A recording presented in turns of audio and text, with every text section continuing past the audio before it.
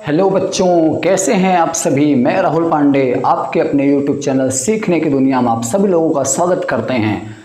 आज हम लोग लेकर आए हैं बच्चों क्लास 12th का second organic chemistry haloalkane और haloarene. Haloalkane, haloarene दोनों के बारे में बारी बारी से हम लोग आज अध्ययन करेंगे। बहुत सारे बच्चे कमेंट में किए हुए हैं कि सर केमिस्ट्री का लेक्चर तैयार कीजिए, तो मैं आज आपको हेलो एल्केन और हेलो एरीन के बारे में पूरी तरीके से एक एक टॉपिक पढ़ाऊंगा।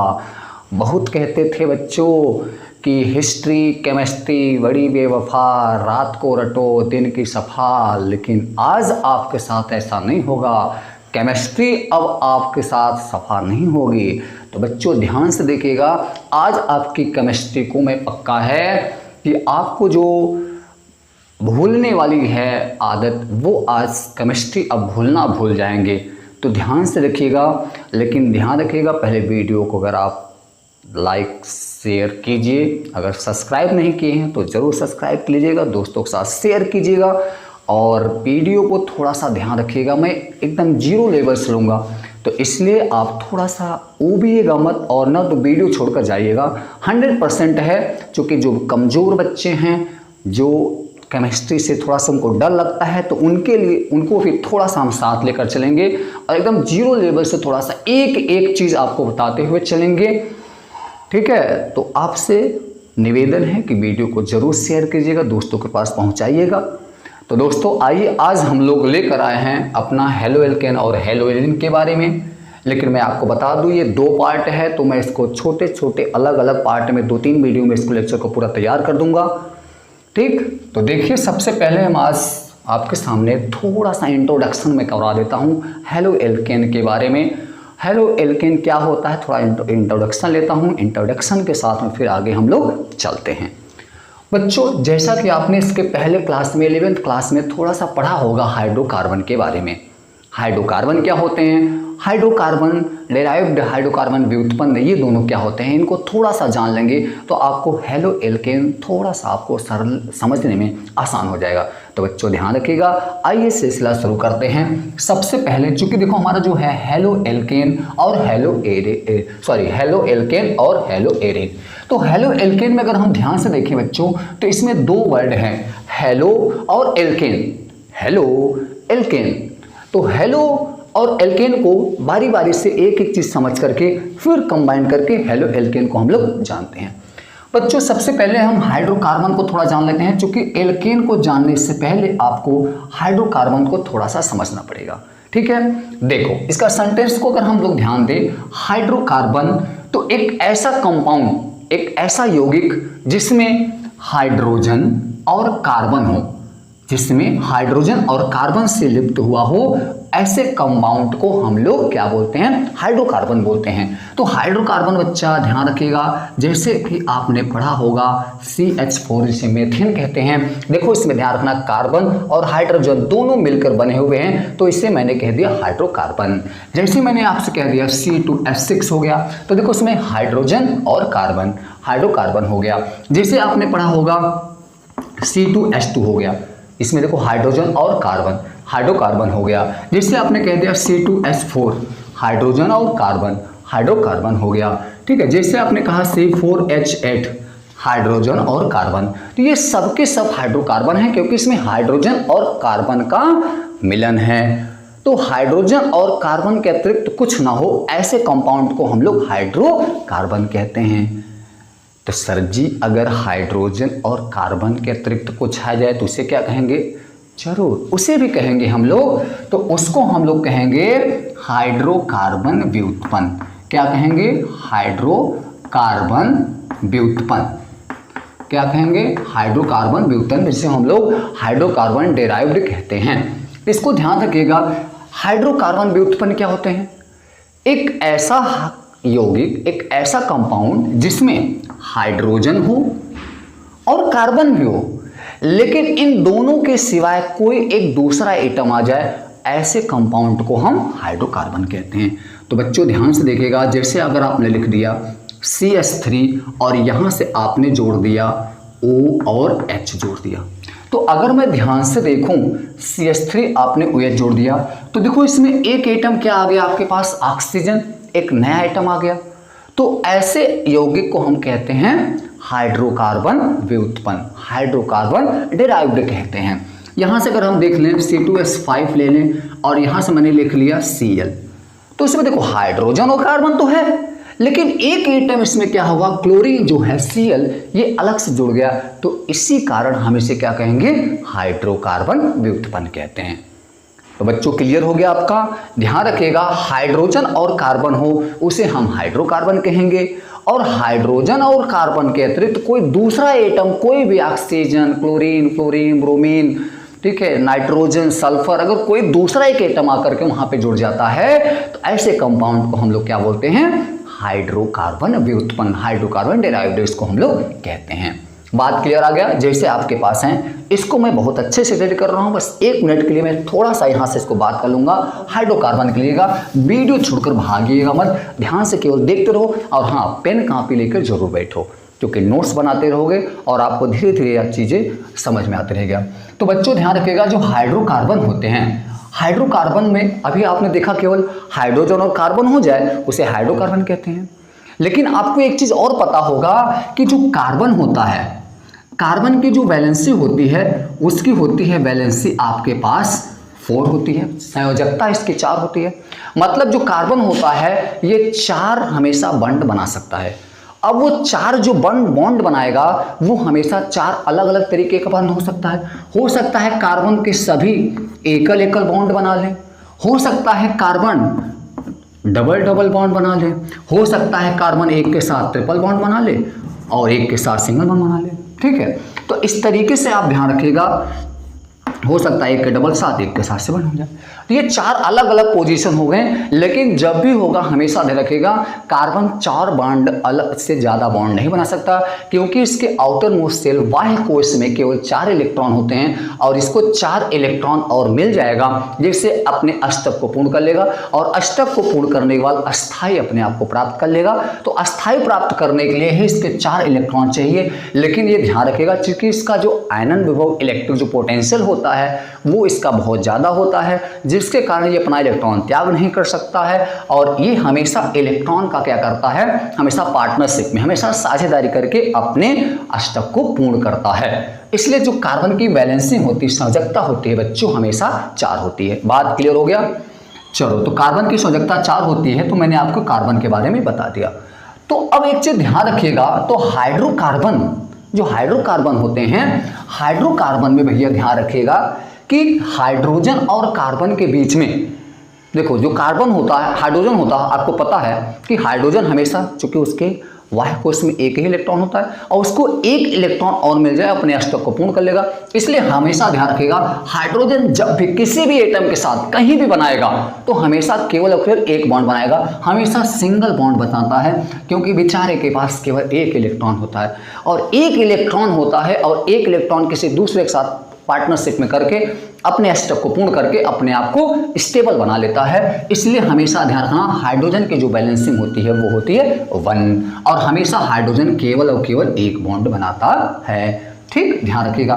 तो हाइड्रोजन और कार्बन को अगर मैं देखूं तो हाइड्रोजन और कार्बन को उनके बीच में बॉन्ड के अकॉर्डिंग, उनके बीच में बॉन्ड के अकॉर्डिंग बोले तो बंध के अनुसार उनको 3 भागों में बांटा गया है, सॉरी 2 भागों में से बांट दिया गया। हाइड्रोकार्बन को 2 भागों में बांटा गया। पहला आपके पास है सैचुरेटेड हाइड्रोकार्बन, क्या, सैचुरेटेड हाइड्रोकार्बन, जिसे हम लोग बोलते हैं संतृप्त हाइड्रोकार्बन। क्या बोलते हैं, संतृप्त हाइड्रोकार्बन, संतृप्त हाइड्रोकार्बन। और दूसरा आपके पास होता है अनसंतृप्त हाइड्रोकार्बन। क्या होता है, अनसंतृप्त हाइड्रोकार्बन, असंतृप्त हाइड्रोकार्बन हो गया। तो संतृप्त हाइड्रोकार्बन और असंतृप्त हाइड्रोकार्बन ये 2 प्रकार के होते हैं। इनको कैसे बांटा गया, बॉन्ड के अकॉर्डिंग।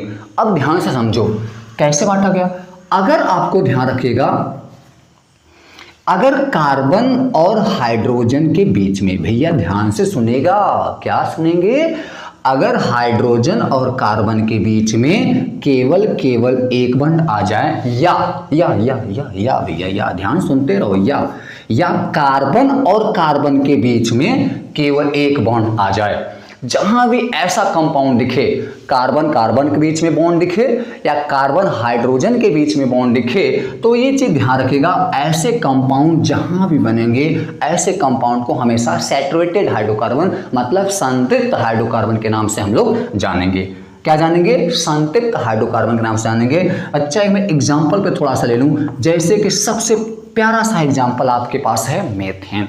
क्या है? मेथेन CH4 होता है। अगर इसका स्ट्रक्चर आपने देखा होगा तो यहां से ऐसे इस तरीके से बनता है, हाइड्रोजन हाइड्रोजन, यहां से ध्यान रखिएगा हाइड्रोजन। तो देखिए कार्बन और हाइड्रोजन में सभी क्या है, केवल एक एक बॉन्ड आया है। तो इसलिए ध्यान रखिएगा, इसलिए जो एक बॉन्ड आ गया, तो इसलिए हमारा क्या हो गया, ये हाइड्रोकार्बन में कौन सा? संतृप्त हाइड्रोकार्बन। क्यों संतृप्त हाइड्रोकार्बन क्यों हुआ? क्योंकि आप कहोगे क्योंकि इसमें सभी के सभी क्या हैं, सिंगल बॉन्ड है। अब जहां सिंगल बॉन्ड हुआ वहां पे आपका क्या हो जाएगा, संतृप्त हाइड्रोकार्बन। एक छोटा सा एग्जांपल और लेने देखिए, C2H6 का ले लीजिए, C2H6 का लीजिए, जिसको हम लोग एथेन कहते हैं। तो यहाँ से स्ट्रक्चर अगर आप इसका बनाएंगे तो C और C, यहाँ से अगर आप ध्यान से देखेंगे इसको, तो देखिए कार्बन चूंकि यहाँ पे सबके हाइड्रोजन हाइड्रोजन हो जाएंगे आपके पास यहाँ पे, तो ध्यान से देखिएगा कार्बन और हाइड्रोजन के बीच में, कार्बन और हाइड्रोजन के बीच में, या तो फिर देख लीजिए कार्बन कार्बन के बीच में, सबके बीच में क्या दिखा, सिंगल बॉन्ड दिखा। और सिंगल बॉन्ड दिखा तो आप हंसते मुस्कुराते हुए बता दोगे क्या है भैया, ये सैचुरेटेड संतृप्त हाइड्रोकार्बन है। क्या है? सैचुरेटेड मतलब संतृप्त हाइड्रोकार्बन है। तो बात समझ में आ रही है, जहां भी हाइड्रोजन कार्बन के बीच में या कार्बन कार्बन के बीच में सिंगल बॉन्ड उसके स्ट्रक्चर में दिख जाए, तुरंत मुस्कुरा के बताइए ये संतृप्त हाइड्रोकार्बन है। क्या है? संतृप्त हाइड्रोकार्बन है। तो भैया आगे हम बढ़ते हैं, असंतृप्त हाइड्रोकार्बन क्या होता है? तो बच्चों ध्यान रखिएगा, असंतृप्त हाइड्रोकार्बन में थोड़ा सा इसमें दो कंडीशन आता है। क्या आता है? देखो समझो, अगर इसमें चूंकि एक चीज मैंने अभी जस्ट बताया कि हाइड्रोजन हमेशा सिंगल बॉन्ड बनाता है। क्या बनाता है? हमेशा सिंगल बॉन्ड बनाता है। तो जो असंतृप्त हाइड्रोकार्बन होते हैं, तो असंतृप्त हाइड्रोकार्बन वाले क्या होते हैं, यदि किसी कंपाउंड के स्ट्रक्चर में, कोई कंपाउंड है उसका स्ट्रक्चर बना दो और उसके स्ट्रक्चर में अगर संरचना में उसके कार्बन कार्बन के बीच में ठीक है डबल बॉन्ड आ जाए या कार्बन कार्बन के बीच में ट्रिपल बॉन्ड आ जाए, तो हमेशा ध्यान रखना वो असंतृप्त मतलब अनसैचुरेटेड हाइड्रोकार्बन, क्या अनसैचुरेटेड हाइड्रोकार्बन होगा। ध्यान रखिएगा, इसका मतलब क्या हुआ, इसका मतलब वो एक चीज ध्यान रखिएगा, इसमें कार्बन और हाइड्रोजन के बीच बॉन्ड जल्दी नहीं बनने वाला है। क्यों नहीं बनेगा? क्योंकि भैया हाइड्रोजन के पास एक इलेक्ट्रॉन है और वो एक इलेक्ट्रॉन है तो बेचारा एक ही बॉन्ड बनाएगा, क्योंकि उसको एक इलेक्ट्रॉन की जरूरत है। एक इलेक्ट्रॉन का पार्टनरशिप करके अपने अष्टक को पूर्ण करके अपने आप को स्टेबल कंपाउंड बना लेता है। अब यहां से चूंकि अनसैचुरेटेड मतलब असंतृप्त हाइड्रोकार्बन के लिए भैया कंडीशन है कि कंडीशन उसमें क्या है, डबल बॉन्ड या फिर ट्रिपल बॉन्ड होना चाहिए। तो हाइड्रोजन बेचारा तो आएगा नहीं। क्यों नहीं आएगा? क्योंकि उसके पास बेचारे के एक इलेक्ट्रॉन है भाई, वो तो हमेशा पार्टनर में एक ही इलेक्ट्रॉन कर पाएगा। और यहाँ पे अनसैचुरेटेड के लिए बनाया गया भैया जिसके पास दो बॉन्ड बनाने की या ट्रिपल बॉन्ड बनाने वाली हो, तो भैया ये हमारे पास कार्बन कार्बन और यहाँ पे ट्रिपल बॉन्ड। क्योंकि मैंने अभी आपको बताया था कि कार्बन की जो कंडीशन होती है वो चार तरीके का अपने अलग अलग बॉन्ड बना के स्टेबल अपने आप को बना सकती है। तो कार्बन कार्बन में जो डबल बॉन्ड आ जाएगा तब भी वो असंतृप्त होगा, और कार्बन कार्बन बीच में ट्रिपल बॉन्ड आ जाएगा तब भी वो आपके पास क्या होगा, अनसैचुरेटेड हो जाएगा। बात क्लियर हो गया? तो अब देखो, फिर से ध्यान से देखते रहो। क्या ध्यान से देखोगे?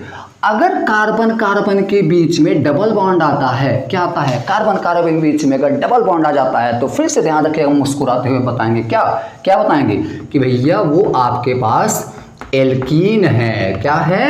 एल्कीन है। अगर कार्बन कार्बन के बीच में डबल बॉन्ड आ जाए तो उसे हम एल्कीन देंगे, और अगर कार्बन कार्बन के बीच में ट्रिपल बॉन्ड आ जाए तो उसको हम लोग क्या बताएंगे, वो आपके पास एल्काइन है। क्या है? एल्काइन है। वे चीज ध्यान रखिएगा कि अनसैचुरेटेड हाइड्रोकार्बन में आपके पास दो कंडीशन होता है कि अगर कार्बन कार्बन बीच में डबल बॉन्ड आया तो एल्कीन, कार्बन कार्बन बीच में ट्रिपल बॉन्ड आया तो एल्काइन। तो एल्कीन और एल्काइन दोनों के दोनों आपको अनसैचुरेटेड हाइड्रोकार्बन मिल जाएंगे। और भैया ध्यान रखिएगा, जो आपके पास सैचुरेटेड हाइड्रोकार्बन है जहां पे केवल और केवल सिंगल बॉन्ड बनता है, तो सैचुरेटेड हाइड्रोकार्बन को एक और हम लोग नाम से जानते हैं एल्केन। क्या नाम से जानते हैं? एल्केन। तो आप ये चीज़ ध्यान रखिएगा कि संतृप्त हाइड्रोकार्बन के बीच में हमेशा और हमेशा क्या आएगा? सिंगल बॉन्ड आएगा। तो बच्चों एक चीज़ ध्यान रखिएगा, दिमाग में याद कर लीजिएगा, क्योंकि हेलो एल्केन है, एल्केन शब्द आया हुआ है बच्चों, तो एल्केन शब्द के लिए थोड़ा ध्यान रखिएगा, यही आपका एल्केन है। तो एल्केन में हमेशा कार्बन कार्बन के बीच में या हाइड्रोजन और कार्बन के बीच में हमेशा और हमेशा सिंगल बॉन्ड आएगा। इस बात को आप हमेशा ध्यान रखिएगा। क्या आएगा? सिंगल बॉन्ड आएगा। ये चीज़ आप हमेशा ध्यान रखिएगा। तो बच्चों एक चीज़ और है, इनको हम इनके स्ट्रक्चर को, इनके कंपाउंड जो होंगे, इनके स्ट्रक्चर जो फॉर्म बनेंगे, तो एक ये फार्मूला पे होते हैं। इनके फार्मूला को आप जब भी हमेशा लर्न करके रखो, दिमाग में आप हमेशा रखोगे, तो एल्केन, एल्कीन और एल्काइन तीनों में आपको कभी कंफ्यूज नहीं होने वाला है। तो जो एल्केन होता है भैया, एल्केन आपके पास होता है वो इस फॉर्म में होता है CnH2n+2। बच्चा ध्यान रखिएगा, कोई भी एल्केन हो, किसी भी प्रकार का एल्केन हो, ध्यान रखिएगा उसमें जो कार्बन के जो उसमें आपके पास हाइड्रोजन का नंबर होगा, मतलब नंबर ऑफ हाइड्रोजन जो होंगे, ध्यान रखिएगा वो हमेशा कार्बन एटम के जितने नंबर होंगे उसका डबल करके उसमें फिर +2 कर दीजिएगा, जितने हाइड्रोजन आ जाएंगे तो ध्यान रखिएगा वही आपके पास एल्केन हो जाएगा। मतलब हाइड्रोजन की जो संख्या होती है, नंबर ऑफ हाइड्रोजन एटम जो होते हैं, नंबर ऑफ कार्बन एटम का डबल से 2+ कर दीजिए। मतलब जैसे अगर मैं आपसे कहूँ, क्या कहूँ, जैसे मैंने ले लिया 1 कार्बन, तो अगर एक कार्बन लेंगे तो यहाँ पे n जो है, n क्या है? Number of carbon, number of carbon, मतलब n की जो संख्या है वो कार्बन की संख्या बताएगा कि आपने उस कंपाउंड यौगिक में कितने कार्बन से ये बना रहे हो। तो जैसे मैंने कहा भैया मैं 1 कार्बन से बनाऊंगा, तो अगर मैं 1 कार्बन ले लिया तो मैं 1 रखूंगा, तो 1 रखोगे तो यहाँ 2 हो जाएगा, तो 2 1 का 2 1 4, तो भैया बन गया आपके पास एल्केन। बच्चों ध्यान रखिएगा, सबसे इजी, सबसे सिंपल फॉर्म में सबसे छोटा जो एल्केन है वही हमारा प्यारा सा मीथेन है। इससे छोटा कोई एल्केन नहीं बन सकता, इस बात को आप हमेशा ध्यान रखिएगा। इससे छोटा अगर एल्केन बनाना चाहोगे तो इम्पॉसिबल है, नहीं बनने वाला है, ध्यान रखिएगा। तो सबसे छोटा एल्केन भी ध्यान रखिएगा।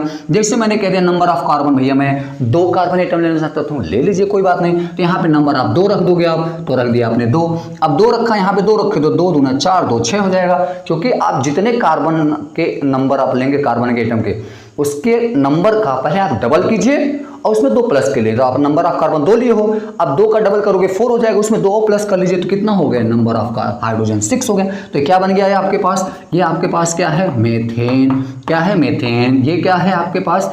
एथेन। क्या है ये? एथेन है। तो जैसे आप नंबर ऑफ कार्बन 3 ले लिया, तो जब 3 ले लिया तुरंत उसका डबल करो, 3 के दूना 6 और 6 में 2+ कर दो, कितना हो गया? 8 हो गए। तो नंबर ऑफ हाइड्रोजन 8 हो गए। तो भैया इसको हम लोग क्या बोलेंगे? प्रोपेन कहेंगे। क्या बोलेंगे? प्रोपेन। अब नंबर ऑफ 4 ले लो, तो ऐसे 4 दूनी 8, 2 10 हो गया, तो ये आपके पास हो गया ब्यूटेन हो गया। तो बच्चों इस तरीके से बहुत सारे एल्केन बना सकते हैं, बहुत सारे एल्केन बना सकते हैं। तो एल्केन को बनाने से पहले आप हमेशा ध्यान रखिएगा, इसका हमेशा स्ट्रक्चर याद कर लो, CnH2n+2 होता है। इस फॉर्म में जितने भी आएंगे सब के सब एल्केन हो जाएंगे, सब के सब एल्केन हो जाएंगे। और एक खास बात और ध्यान रखिएगा बच्चों, जितने भी एल्केन होंगे इनका जब भी स्ट्रक्चर बनाओगे, चाहे कार्बन कार्बन बीच में आए और चाहे कार्बन हाइड्रोजन बीच में आएगा, हमेशा और हमेशा सिंगल बॉन्ड ही आएगा। क्या आएगा? हमेशा सिंगल बॉन्ड आएगा। और एक चीज का और ध्यान रखिएगा, जितने भी सिंगल बॉन्ड होते हैं वो सभी सिग्मा बॉन्ड होते हैं, और जहां पे डबल बॉन्ड आता है वहां पे हमेशा एक सिग्मा एक पाई बॉन्ड का निर्माण हो जाता है। इस बात को ध्यान रखिएगा।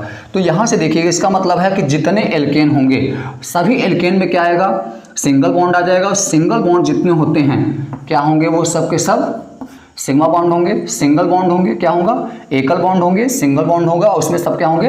ये सिग्मा बॉन्ड हो जाएगा। ठीक।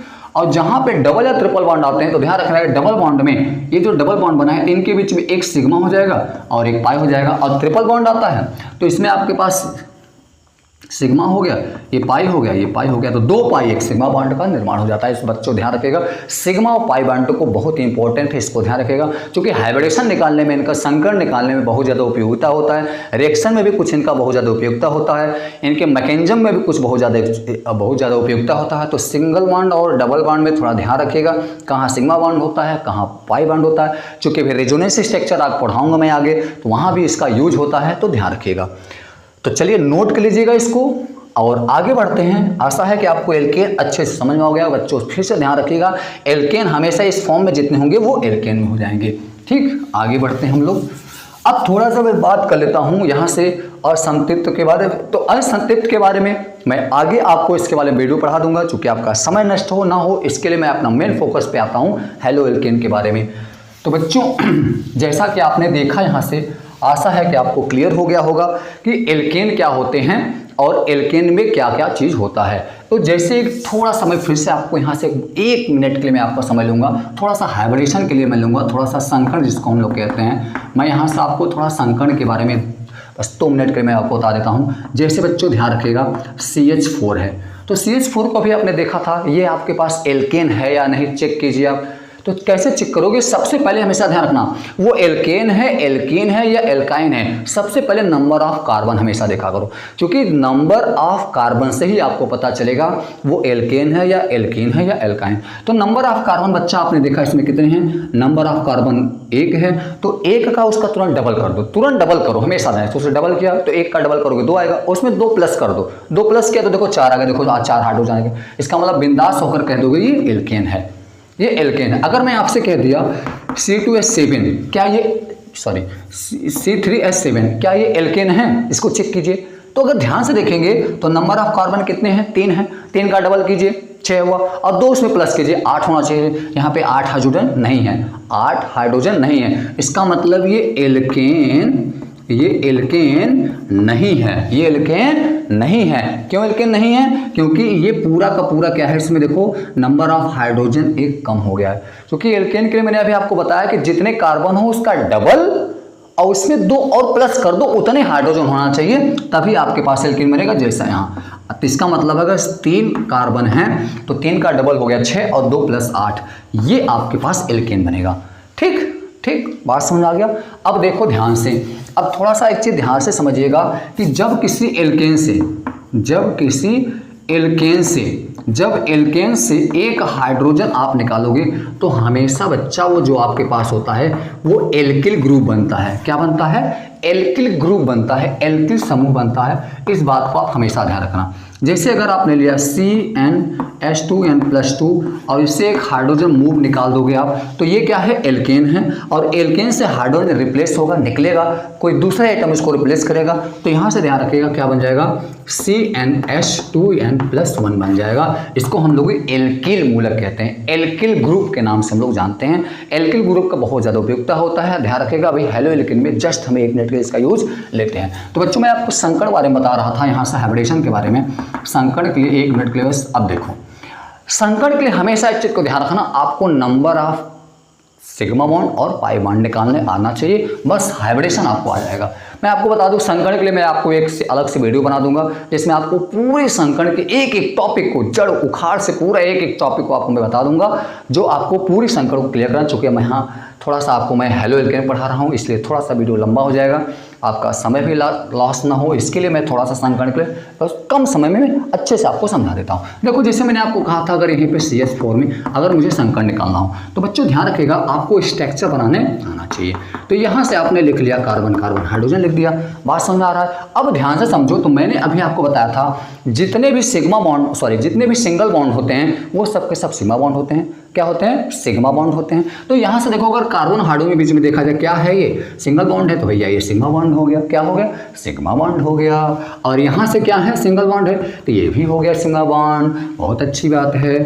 अब यहाँ से क्या हो गया, यहाँ भी सिग्मा बॉन्ड, यहाँ से क्या हो गया, ये भी सिग्मा बॉन्ड हो गया। तो sigma bond sigma bond sigma bond sigma bond सब पे सिग्मा बॉन्ड हो गया। तो आपने देखा यहाँ से कितने सिग्मा बॉन्ड हो गए, तो 4 सिग्मा बॉन्ड हो गए। कितने हो गए? 4 सिग्मा बॉन्ड हो गए। तो यहाँ से इसका मतलब हो गया आपके पास, देखो अब 4 हो गया, तो हमेशा देखना एक यहाँ से आपको यस देना है, अब जितने बचेंगे 3 आपको उसमें दे देना है, पी में हो जाएगा, तो sp3 क्या हो जाएगा, sp3। जैसे मान लो अगर sigma number of sigma bond, अगर देखो ध्यान रखना नंबर ऑफ सिग्मा बॉन्ड, अगर नंबर ऑफ सिग्मा बॉन्ड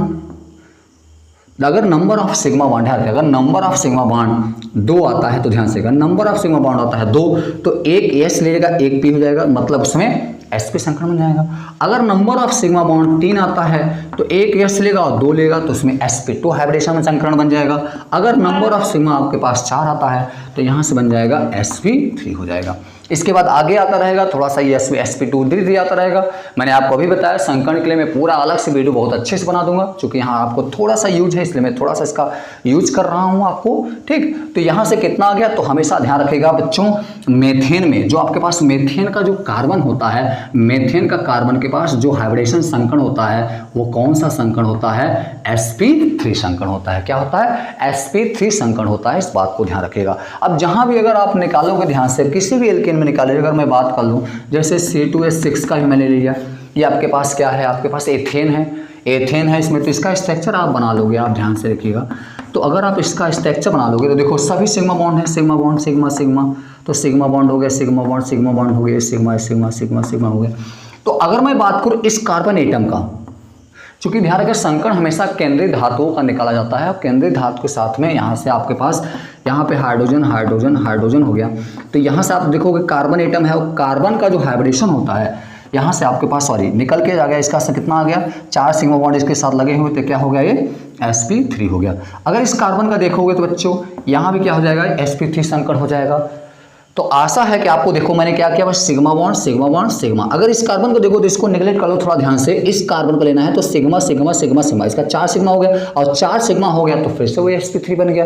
अब इसका कार्बन को लोगे तो देखो यहाँ से सिग्मा सिग्मा सिग्मा सिग्मा, इसमें भी 4 कार्बन आएंगे तो फिर से क्या हो गया, यहाँ से क्या बन गया, sp3 बन गया आपके पास। अगर मैं बात करूँ थोड़ा सा, जैसे मैंने कहा आप C2H4 हो गया, C2H4 है, एथिलीन है आपके पास। अब एथिलीन अगर आपको संकरण निकालना हो तो क्या करोगे, सबसे पहले इसका स्ट्रक्चर बना दोगे।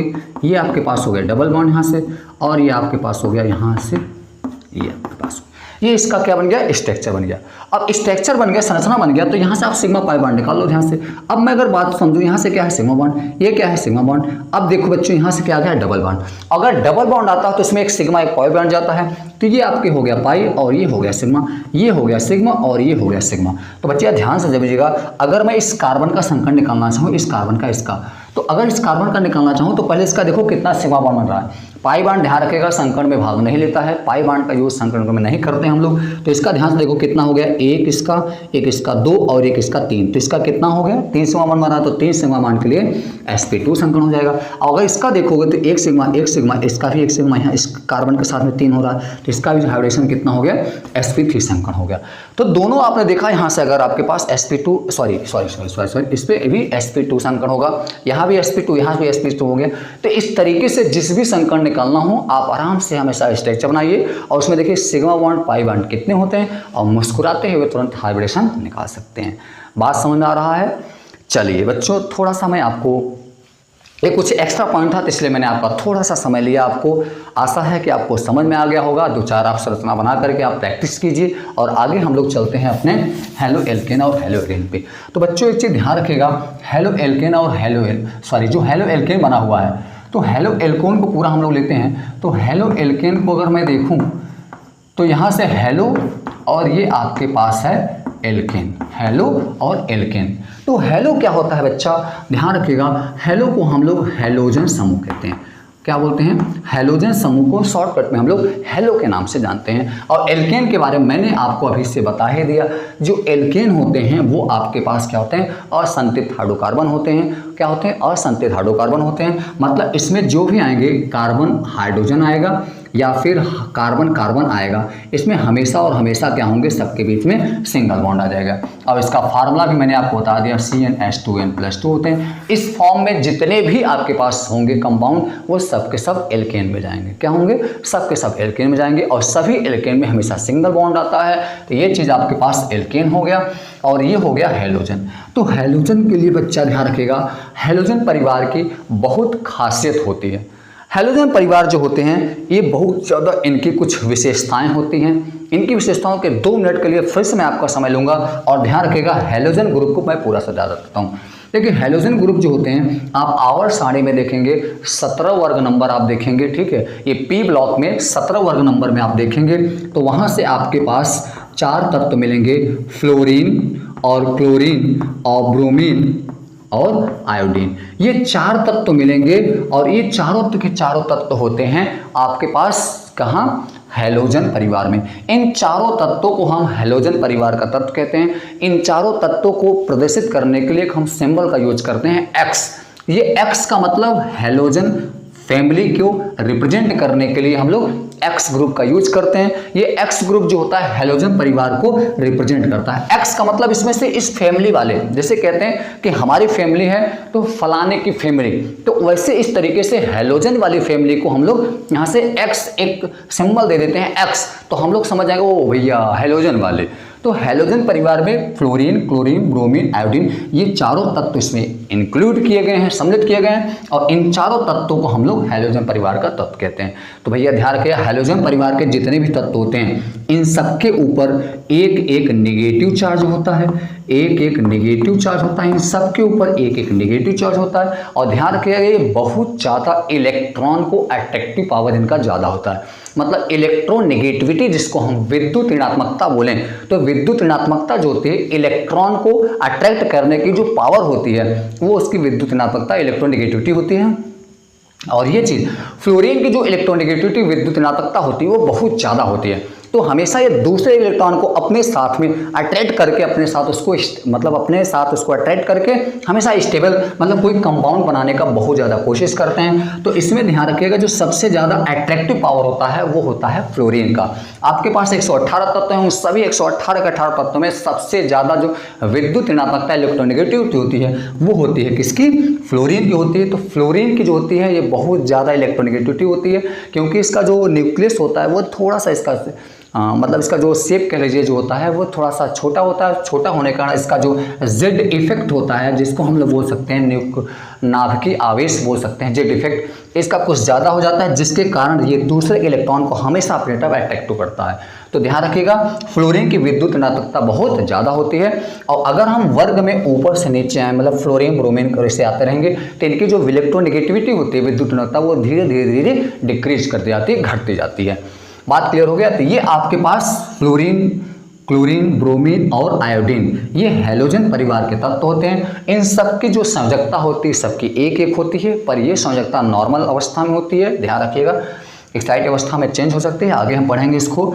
तो यहाँ पे सबके ऊपर एक एक नेगेटिव चार्ज होता है, सबकी संयोजकता एक एक होती है। इनके ऑक्सीडेशन नंबर फ्लोरीन की तो एक होती है, लेकिन अन्य की इन सबके जो ऑक्सीडेशन नंबर होते हैं क्लोरीन, ब्रोमीन, आयोडीन इन दो की ऑक्सीडेशन नंबर जो होती है वो चेंज होती रहती है। बात क्लियर हो रहा है? तो चलिए आपको आशा है कि हैलोजन और एल्केन इन दोनों के बारे में अच्छे से क्लियर हो गया होगा। और आगे अब बढ़ते हैं हैलो एल्केन क्या होता है।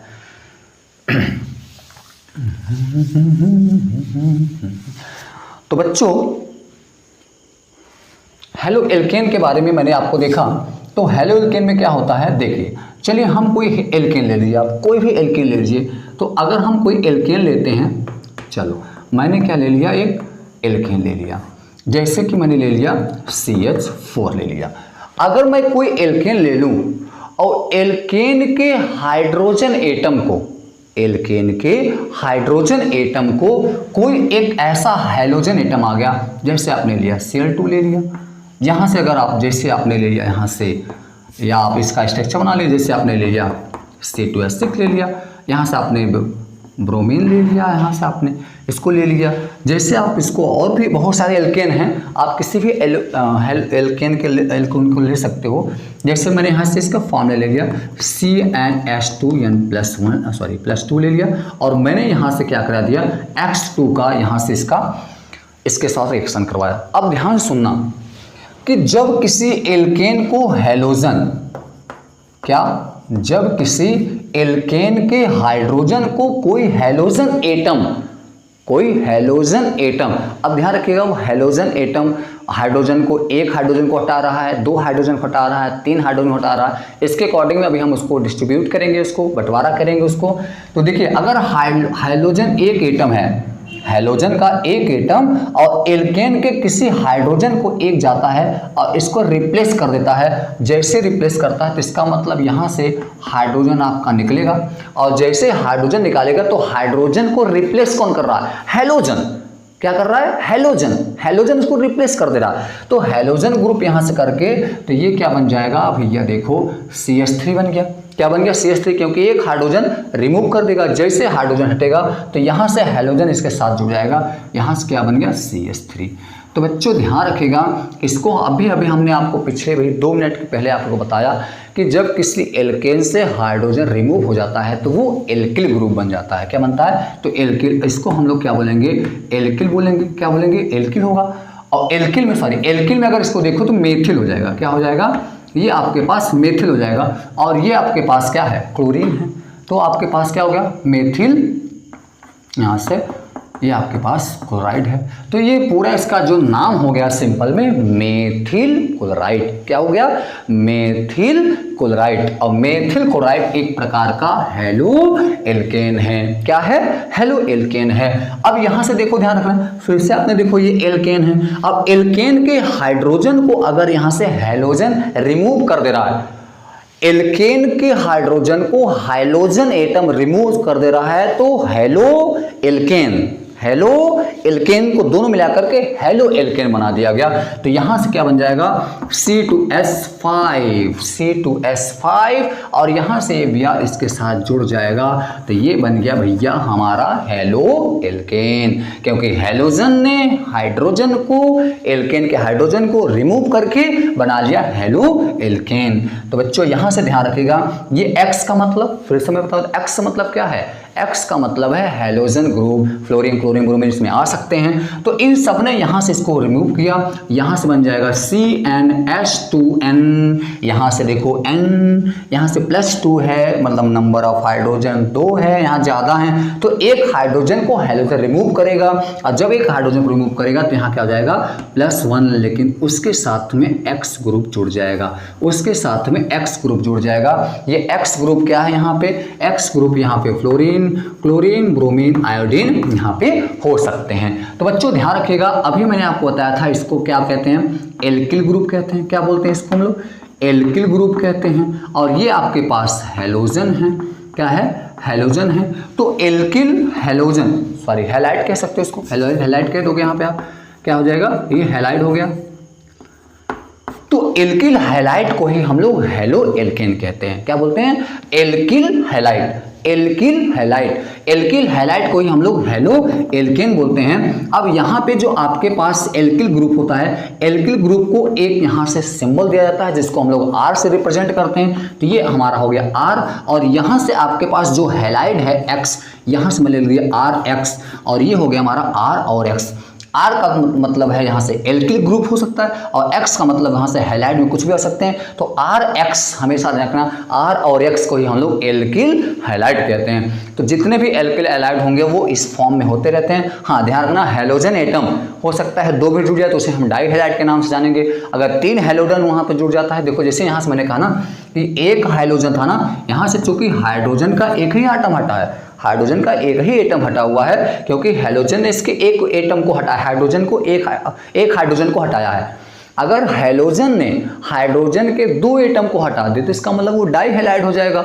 अगर हैलोजन 3 हाइड्रोजन हटा देता है तो हो जाएगा ट्राई हैलाइड हो जाएगा, टेट्रा हैलाइड हो जाएगा। इस तरीके से आप वहां से बना सकते हो। बात समझ आ रहा है? तो एल्किल हैलाइड बच्चों ये होता है, उसमें एल्किल ग्रुप और हैलाइड ग्रुप को इंक्लूड करके, जोड़ करके बनाया जाता है एल्किल हैलाइड।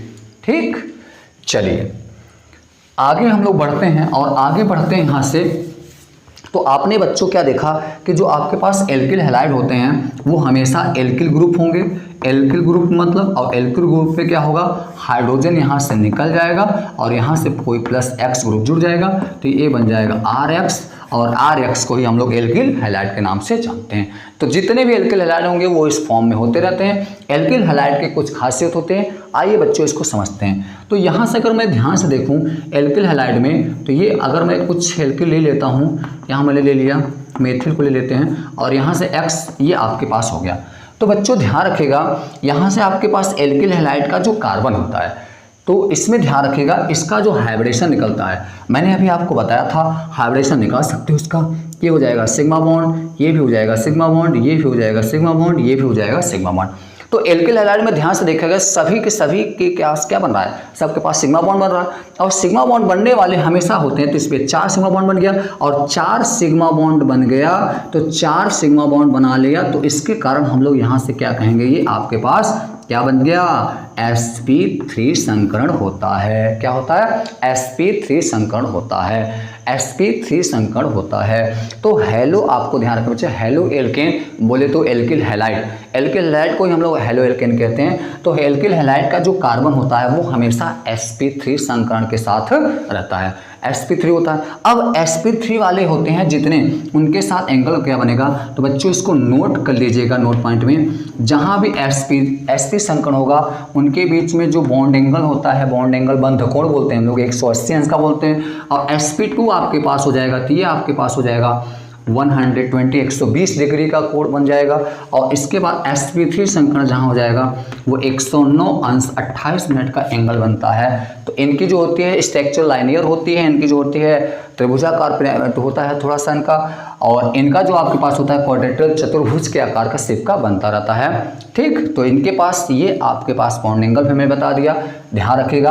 और sp में जो होता है, s की जो थोड़ी सी परसेंटेज होती हैं, इसमें जो होती है 50% होती है, और इसमें s की जो परसेंटेज होती है वो 33% होती है, और इसमें s की जो परसेंटेज होती है वो 25% होती है।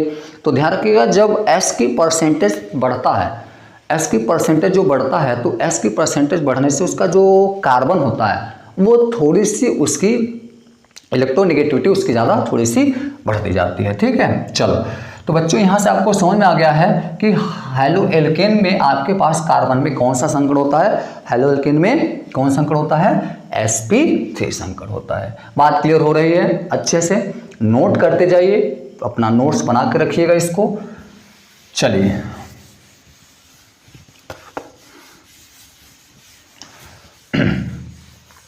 अब क्या होता है, अब हेलो एल्केन का थोड़ा सा हम बंटवारा करते हैं। अगर हम हेलो एल्केन का बंटवारा करते हैं, देखो, अगर हेलो एल्केन का बंटवारा करते समय बच्चा, हेलो एल्केन का बंटवारा दो तरीके से होता है। एक तो कार्बन के नेचर के आधार पे, कार्बन प्रकृति के आधार पे, और एक तो उसमें नंबर ऑफ हैलोजन एटम, उसमें हैलोजन एटम कितने जुड़े हुए हैं, उसमें हैलोजन एटम कितने जुड़े हुए हैं। तो अगर मैं ध्यान से देखूं इसको, तो दो तरीके से इसका बंटवारा किया जाता है।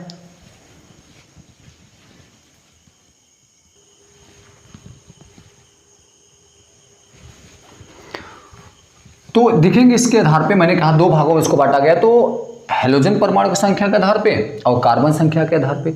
तो कार्बन संख्या के आधार पर और हैलोजन परमाणु की संख्या के आधार पर से दो भागों में बांटा गया। कौन कौन होते हैं देखो समझो।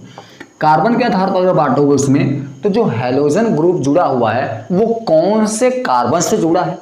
अब कौन से कार्बन से जुड़ा है इसके आधार पर इसको हम लोग बोलते हैं प्राथमिक एल्किल हैलाइड, प्राथमिक एल्किल हैलाइड, या फिर हम इसको छोटे रूप में कह सकते हैं प्राइमरी एल्किल हैलाइड, एक डिग्री एल्किल हैलाइड। और दूसरा हम लोग इसको बोलते हैं द्वितीयक, क्या बोलते हैं हम लोग, द्वितीयक एल्किल हैलाइड, या हम इसको बोलते हैं 2 डिग्री 2 अंश एल्किल हैलाइड। एक और आपके पास होता है तृतीयक एल्किल हैलाइड, या इसको हम बोलते हैं 3 डिग्री एल्किल हैलाइड। तो 1 डिग्री 1 अंश एल्किल हैलाइड, 2 अंश एल्किल हैलाइड, 3 अंश एल्किल हैलाइड। इसका कैसे हम लोग फार्मूला बनाएंगे इसको ध्यान से देखिएगा। तो 1 अंश जो आपके पास एल्किल हैलाइड होते हैं उसमें आपके पास एक एल्किल ग्रुप जुड़ा रहेगा। क्या रहेगा, इसमें आपके पास एक एल्किल ग्रुप जुड़ा रहेगा। इस बात को ध्यान रखिएगा। जैसे मैं अगर यहाँ से आपको बनाऊँ तो CH2 यहाँ से लगा दीजिए। तो इसमें ध्यान रखिएगा, ये आपके पास जो स्ट्रक्चर बना हुआ है, यहाँ से मैं X भी लिख सकता हूँ, कोई हैलोजन हो सकता है। तो यहाँ से आप लोग ध्यान रखिएगा, इसमें एक एल्किल ग्रुप जुड़ा हुआ है। इसका मतलब है कि, और ये भी देख सकते हो कि जो हैलोजन एटम है वो नंबर ऑफ कार्बन एक पहले कार्बन से जुड़ा है, इसलिए आपका ये जो हो जाएगा वो प्राथमिक alkyl halide, 1 degree alkyl halide के नाम से इसको कहेंगे हम लोग। दूसरा अगर मैं आपको बता देता हूँ द्वितीयक एल्किल हैलाइड, 2 डिग्री 2 अंश एल्किल हैलाइड, तो इसमें आपके पास एल्किल ग्रुप जो होंगे वो आपके पास 2 एल्किल ग्रुप होंगे। क्या, 2 एल्किल ग्रुप होंगे, और यहाँ से आपके पास एल्किल हैलाइड होगा। इसका मतलब इसके स्ट्रक्चर जब देखोगे तो इसमें जो एल्किल ग्रुप है वो नंबर ऑफ कार्बन दूसरे कार्बन एटम से जुड़ा रहेगा, इसलिए आपका ये क्या हो गया, 2 डिग्री एल्किल हैलाइड। तीसरा आपके पास है तृतीयक alkyl halide, 3 degree alkyl halide. तो यहाँ पे ध्यान रखें, इसमें 3 एल्किल ग्रुप जुड़े रहेंगे, ये आपके पास यहाँ से R और ये आपके पास एल्किल हैलाइड रहेगा। तो R R R ये 3 एल्किल ग्रुप हैं। तो यहाँ से जो आपके पास एल्किल हैलाइड जो X है वो ग्रुप नंबर ऑफ कार्बन तीसरे नंबर कार्बन से जुड़ा रहेगा, इसलिए हम इसको 3 डिग्री एल्किल हैलाइड कहेंगे। तो बच्चों अगर हम इसको थोड़ा सा संक्षिप्त में अगर हम बनाना चाहें तो ध्यान रखिएगा, इसको हम लोग R यहाँ से ये आपके पास ये X होगा और इसका 2 डिग्री का अगर हम बनाएंगे इस पर तो यहाँ से इसके पास 2R होगा। इसके बाद यहाँ से और इसका अगर हम बनाना चाहेंगे तो ये नंबर ऑफ जो एल्किल ग्रुप होंगे ये 3 होंगे और ये आपके पास X हो गया। तो ये आपके पास यहाँ से 3 एल्किल ग्रुप हैं, इसमें 2 एल्किल ग्रुप है, इसमें 1 एल्किल ग्रुप है। इसलिए ध्यान रखने का प्राथमिक एल्किल हैलाइड में आपके पास जो नंबर ऑफ एल्किल ग्रुप होंगे वो 1 होगा, इसमें आपके पास 2 होंगे, इसमें नंबर ऑफ एल्किल ग्रुप 3 होंगे। मतलब जो एल्किल हैलाइड आपके पास जो हैलोजन जो एल्किल हैलाइड है उसमें जो हैलोजन लगा है वो नंबर ऑफ कार्बन 3, ये मतलब तीसरे कार्बन से लगा है। तो बच्चों कंफ्यूज मत होइएगा कि ये पहले कार्बन से ही दिख रहा है, क्योंकि इसका स्ट्रक्चर जब बनाओगे पूरी तरीके से तो इसमें जो हैलोजन आएगा वो नंबर ऑफ कार्बन 3 से आएगा। तो इसके अकॉर्डिंग पे तो कार्बन नेचर के आधार पर, कार्बन प्रकृति के आधार पर इसका बंटवारा यहाँ पे किया गया। अब दूसरा होता है हैलोजन परिवार की संख्या के आधार पर, हैलोजन परमाणु की संख्या के आधार पे। अगर हैलोजन परमाणु की संख्या देखेंगे मतलब ये देखेंगे उसमें हैलोजन एटम कितना उसमें जुड़ रहा है। तो पहला आपके पास यहाँ से होता है मोनो हैलाइड। क्या होता है? Mono halide. Mono halide, mono alkyl halide के नाम से हम जानते हैं, तो मोनो हैलाइड हो जाएगा। अब मोनो हैलाइड क्या होता है? मतलब एक ऐसा एल्किल हैलाइड जिसमें नंबर ऑफ जो हैलोजन एटम है वो केवल एक हैलोजन जुड़ा हो। कितना हो? केवल उसमें एक हैलोजन ग्रुप जुड़ा हो। मतलब आपके पास जैसे मैंने लिख दिया CS3 लिख दिया और मैंने यहाँ से X लिख दिया, तो मतलब अगर इसको देखा जाए ध्यान से तो इसमें नंबर ऑफ जो आपके पास हैलोजन ग्रुप है वो कितने हैं? मतलब एक हैलोजन परमाणु है, और एक हैलोजन परमाणु, इसलिए हम क्या कहेंगे? इसको मोनो हैलाइड कहेंगे। अगर मैं दूसरा देखूंगा यहाँ से क्या हो जाएगा? ये डाई हैलाइड हो जाएगा। क्या हो जाएगा? डाई हैलाइड है। अब डाई हैलाइड का मतलब हो गया कि उस कंपाउंड में हैलोजन ग्रुप जो रहेंगे 2 एटम जुड़े रहेंगे, और जब 2 एटम जुड़ेंगे तो इसको मैं लिखूंगा यहाँ से, जैसे मैं लिख दिया CS2 और यहाँ से हो गया कोई X और फिर यहाँ से हो गया X। तो हम लोग इसको कहेंगे, देखो यहाँ से स्ट्रक्चर में कि नंबर ऑफ जो एल्किल, यहाँ से जो हैलोजन, यहाँ से जो हैलोजन परमाणु है, हैलोजन परमाणु 2 एटम जुड़ा है, एक X यहाँ पे, एक X यहाँ पे। अब X मतलब क्लोरीन फ्लोरीन यहाँ पे जोड़ सकते हो, कोई दिक्कत नहीं है। तो इसके स्ट्रक्चर में देखो तो ये क्या हो गया आपके पास? डाई हैलाइड हो गया। अगर तीसरा मैं देखूँ यहाँ पे तो ट्राई हैलाइड हो गया, ट्राई हैलाइड हो गया। अब ट्राई हैलाइड जो आपके पास होते हैं इसमें आपके पास जो नंबर ऑफ एल्किल ग्रुप होंगे वो 3 जुड़े रहेंगे। यहाँ से आप इसको बढ़ा सकते हैं, यहाँ से हो गया, ठीक। अब यहाँ से X X X ये भी हो सकते हैं, ये हो सकते हैं। तो इसमें अगर ध्यान से देखा जाए 3 हैलोजन एटम जुड़े हैं। बच्चों एक चीज़ ध्यान रखिएगा, हैलोजन एटम जरूरी नहीं है कि एक ही कार्बन से जुड़े हो, सब हो सकता है वो डिफरेंट कार्बन से जुड़े हों, पर उसमें 3 हैलोजन होना चाहिए। अगर 3 हैलोजन परमाणु उसमें उपस्थित है तो उसको हम लोग ट्राई हैलाइड के नाम से जानेंगे। और ट्राई हैलाइड में जैसे एग्जांपल आपको बता दूं, क्लोरोफॉर्म जो होते हैं आपके पास CsCl3, क्लोरोफॉर्म जो होता है ये क्लोरोफॉर्म ट्राई हैलाइड होता है, क्योंकि इसमें ध्यान से देखो क्लोरीन मतलब हैलोजन परमाणु के 3 एटम हैं, इसलिए हमारे पास क्या हो गया? ट्राई हैलाइड हो जाएगा। चौथा और लास्ट ये हमारे पास होता है टेट्रा। क्या होता है? Tetra halide. क्या होता है? टेट्रा हैलाइड होता है। और टेट्रा हैलाइड के मैं आपको बता दूं, इसमें चार के चारों हाइड्रोजन को और 4 हैलोजन एटम रिमूव करेंगे तब आपके पास बन जाएगा ट्राई हैलाइड, और इसमें चारों के चारों आपके पास हैलोजन ग्रुप जुड़ा रहेगा। क्या रहेगा? चारों के चारों हैलोजन ग्रुप रहेंगे, ये चारों हैलोजन ग्रुप उपस्थित रहेंगे। तो इसको हम लोग बोलते हैं टेट्रा हैलाइड। और टेट्रा हैलाइड का मैं एक एग्जांपल आपको बता देता हूँ। यहाँ से क्या होता है?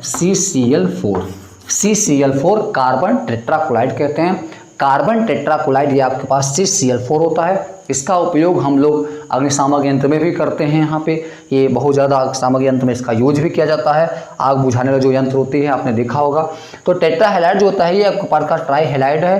टेट्राहेलाइड होता है, इसमें चूंकि 4 हाइड्रोजन एटम जो होते हैं जुड़े होते हैं। तो बच्चों आशा है कि आप सभी बात ये समझ गए होंगे। तो अब जैसे हम आगे इसके बढ़ते हैं तो हेलो एल्केन के बारे में मैंने एक एक चीज़ आपको बता दिया। अब आगे हमारे आती है हेलोजन एटम की structure of halo alkane. Alkyl halide मतलब हेलो एल्केन का संरचना क्या होती है, इसके आइसोमेरिज्म क्या होते हैं, इसके समयावता क्या होते हैं, इन सारी चीज़ों को हम अगले वीडियो में पढ़ेंगे, क्योंकि वीडियो थोड़ा लंबा हो जाएगा। और आप सभी से आशा है कि वीडियो आपको ज़रूर पसंद आई होगी, और पसंद आई होगी तो लाइक शेयर कीजिए, अपने दोस्तों के साथ भी थोड़ा सा इसको शेयर कीजिए, ज़्यादा से ज़्यादा इसको शेयर कीजिएगा थोड़ा सा ये। और अगले वीडियो में फिर से हम आते हैं, तब तक लग आप सभी से धन्यवाद। Good night.